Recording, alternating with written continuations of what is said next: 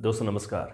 हरित क्रांति भारतीय कृषि और अंतर्राष्ट्रीय कृषि में बहुत योगदान रखता है, अपना इम्पोर्टेंस रखता है, अपना प्रभाव रखता है। तो ये हरित क्रांति क्या है और इसके क्या प्रभाव हुए, इसके नकारात्मक और इसके सकारात्मक प्रभाव क्या हुए, आज की इस वीडियो में मैं आपको डिटेल स्टडी कराऊंगा।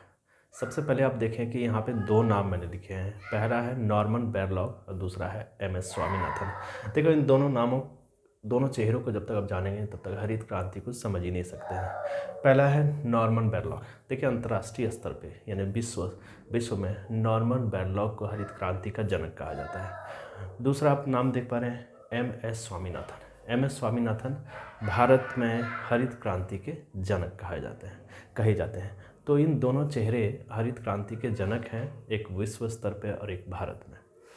तो हरित क्रांति का मुख्य उद्देश्य था कि फसल में कैसे वृद्धि किया जाए, उत्पादन कैसे बढ़ाया जाए, यानी कृषि का जो उत्पादन होता है वो कैसे बढ़ाया जाए, और इसका व्यापक असर पड़ा भारतीय कृषि में और अंतर्राष्ट्रीय कृषि में। इसके प्रभाव और इसके सकारात्मक प्रभाव और इसके नकारात्मक प्रभाव को आज मैं स्टडी कराऊंगा, डिस्कस कराऊंगा। वीडियो को एंड तक देखिएगा। वीडियो अच्छी लगे जरूर चैनल को लाइक, सब्सक्राइब और शेयर कर दीजिएगा। चलिए शुरुआत करते हैं। देखिए, हरित क्रांति ये साल माना जाता है, या यूँ कहे कि कुछ का मानना है कि 1960 से लेकर के 1970 ये हरित क्रांति का जो पीरियड था, ये प्रारंभिक पीरियड था, यहाँ से इसकी शुरुआत हुई है। और पहली बार 1968 यानी यूँ कहें कि इसी टाइम पीरियड में 1960 से 1970 के दशक में जो है हरित क्रांति का व्यापक असर और इसकी शुरुआत देखा जाता है। देखिए, हरित क्रांति का मुख्य उद्देश्य जैसे मैंने बताया कि कृषि उत्पादन में बढ़ावा करना था।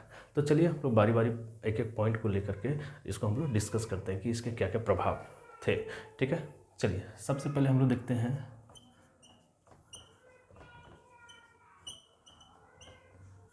अत्यधिक उत्पादन। यूँ कह के देखिए, अत्यधिक उत्पादन पे जोर दिया गया है, यानी मोटिवेट किया गया, नए नए तरीके दिए गए किसानों को कि किस तरीके से आप फसल से अत्यधिक उत्पादन कर सकते हैं।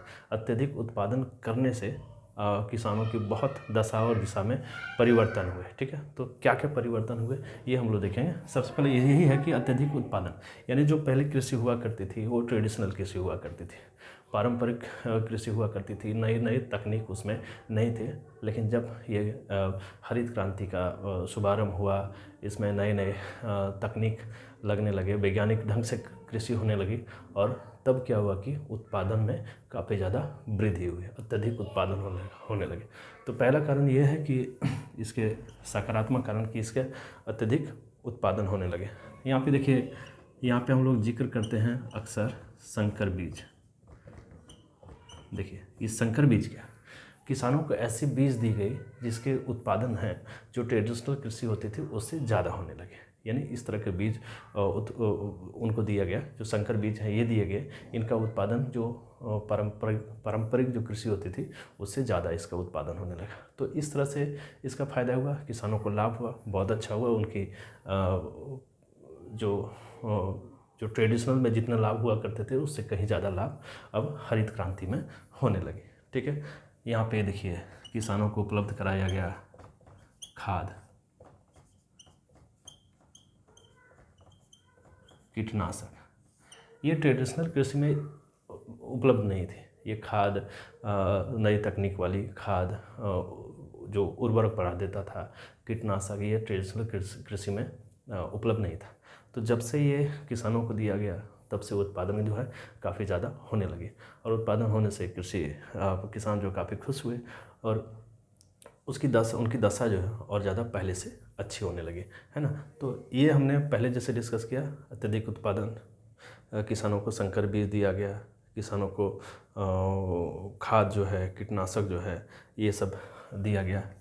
और सबसे इम्पोर्टेंट जो था, सिंचाई की सुविधा। देखिए, हरित क्रांति में बताया गया कि जो हरित क्रांति है सबसे पहले उन क्षेत्रों में शुरू की गई थी जहाँ पे पानी की उपलब्धता ज़्यादा थी। यहाँ पे जहाँ पे पानी ज़्यादा था वहाँ पे हरित क्रांति की शुरुआत पहले की गई थी, ताकि जैसे फसल लगाया जाता है तो वहाँ पे पानी की आवश्यकता होती है। तो इसलिए सिंचाई की सुविधा जो है दी गई है, और जहाँ पे पानी की उपलब्धता थी वहीं पे ज़्यादा फसल जो है वो लगाए गए, और हरित क्रांति का ज़्यादा असर उन्हीं क्षेत्र में देखा जाता है जहाँ पे पानी की उपलब्धता थी, है ना। अब देखो किसानों की एक चीज़ें यहाँ पे हो गई, उनकी लाभ या यूँ कहें कि आय। जो वो ट्रेडिशनल कृषि करते थे उसमें उतना लाभ नहीं था, लेकिन जब हरित क्रांति आई तो नए तरीके, नए तकनीक, वैज्ञानिक ढंग से कृषि से उत्पादन बढ़ा। उत्पादन बढ़ने से उनकी आय और उनका लाभ जो है वो बढ़ गया है। यहाँ पे नए नए तकनीक जो है वो लाए गए, जैसे मशीनों का इस्तेमाल हुआ, ट्रैक्टर और भी जो कृषि के उपकरण हैं वो सारी चीज़ें यहाँ पे लगाए गए उपयोग में। तो उनकी उत्पादन जो है वो दोगुनी से भी ज़्यादा होने लगी, मतलब अत्यधिक उत्पादन होने लगे, तो कृषि भी खुश होने लगे। तो ये कुछ विशेष पॉइंट हैं जो सकारात्मक प्रभाव लेकर के आता है। यहाँ पे देखिए पश्चिम बंगाल, यदि इस स्टेट की बात करें तो सबसे ज़्यादा पश्चिम बंगाल, उत्तर प्रदेश, तमिलनाडु, इन सब राज्यों में जो हरित क्रांति उसके ज़्यादा प्रभाव देखे गए शुरुआती दौर में। तो बहुत ज़्यादा इम्पोर्टेंट हो जाता है इन सब चीज़ों को ध्यान में रखना, याद रखना। कॉम्पिटिटिव एग्जाम्स में इस तरह के सवाल पूछे जाते हैं ना। देखिए इसका एक व्यापक असर क्या हुआ कि ग्रामीण रोजगार बढ़ा। ग्रामीण रोजगार, कृषि ज़्यादा होने लगी, पैदावार ज़्यादा होने लगी, तो लोगों की आवश्यकता ज़्यादा होने लगी लोगों की आवश्यकता। इस कारण से ग्रामीण रोजगार जो है वो बढ़ गई, है ना। ग्रामीण रोजगार यानी गांव में ही लोगों को, किसानों को काम आने लगा।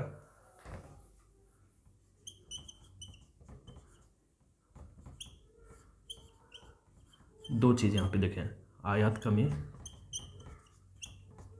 निर्यात वृद्धि, इन दोनों का अर्थ देखिए। विशेष रूप से आयात की कमी, यानी जब उत्पादन ज़्यादा होने लगे तो दूसरे राज्यों से या दूसरे देशों से खाद्य पदार्थ की जो आयात होती है वो कम हो गई, क्योंकि अपने देश में कृषि से काफ़ी ज़्यादा उत्पादन होने लगा, मतलब आयात कमी हो गई। अब हमारे पास ज़्यादा उत्पादन होने लगा तो हम आयात नहीं करते थे, हम ज़्यादा निर्यात करने लगे, मतलब दूसरे देशों को भेजने लगे। तो ये सब बहुत अच्छा प्रभाव यहाँ पे इसका हरित क्रांति का है ना। यहाँ पे ये भी बताया गया है जो हरित क्रांति उसका एक सबसे ज़्यादा इम्पोर्टेंट, सबसे ज़्यादा लाभ क्या हुआ कि महिलाओं के जीवन पे उनका लाभ ज़बरदस्त हुआ। वो भी कृषि क्षेत्र में, कृषि में अपना हाथ बटाने लगे, अपना योगदान देने लगे। अब किसान जो है गरीब थे, लेकिन हरित क्रांति आने के बाद उनकी गरीबी ख़त्म होने लगी, वो काफ़ी ज़्यादा अमीर हो गए, भुखमरी ख़त्म हो गई, आत्मनिर्भर किसान हो गए। तो आत्मनिर्भर हो गए, भुखमरी खत्म हो गई, चूँकि उनके पास अनाज होने लगे, अब उत्पादन वो अच्छे ढंग से करने लगे। लेकिन इसका नकारात्मक प्रभाव भी हुआ, जैसे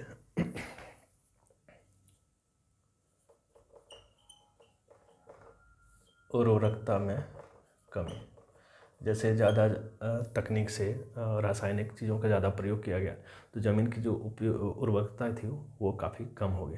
तो इसका नकारात्मक प्रभाव भी देखा जा सकता है।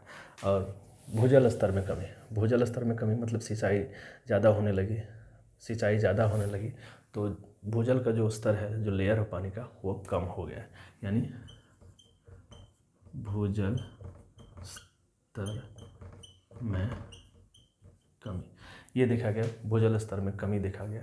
तो इन सारी चीज़ों को हम लोग देख सकते हैं। सबसे ज़्यादा एक और इम्पोर्टेंट हुई स्वास्थ्य का नुकसान। स्वास्थ्य का नुकसान मतलब रासायनिक खादों या बीजों या कीटनाशकों का जो किसान प्रयोग ज़्यादा करने लगे तो उनके स्वास्थ्य पे इनका गहरा असर पड़ा। तो इस तरह से हम देख सकते हैं कि हरित क्रांति जो है काफ़ी ज़्यादा और बहुत ज़बरदस्त बदलाव लाया था कृषि के क्षेत्र में। इसके काफ़ी ज़्यादा सामाजिक परिवर्तन हम लोग देखें, इसके ज़्यादा प्रभाव देखें, और कुछ इसके नकारात्मक प्रभाव हैं। हाँ, ये बात ज़रूर है कि इससे उत्पादन में काफ़ी ज़्यादा सफलता मिली, आयात कम हुआ, निर्यात बढ़ा, किसान आत्मनिर्भर हो गए, है ना। लेकिन साथ साथ कुछ एक पॉइंट्स हैं जो कि उसकी निर्भरता में कमी करते हैं। Thanks for watching. वीडियो अच्छी लगी शेयर जरूर कर दीजिएगा।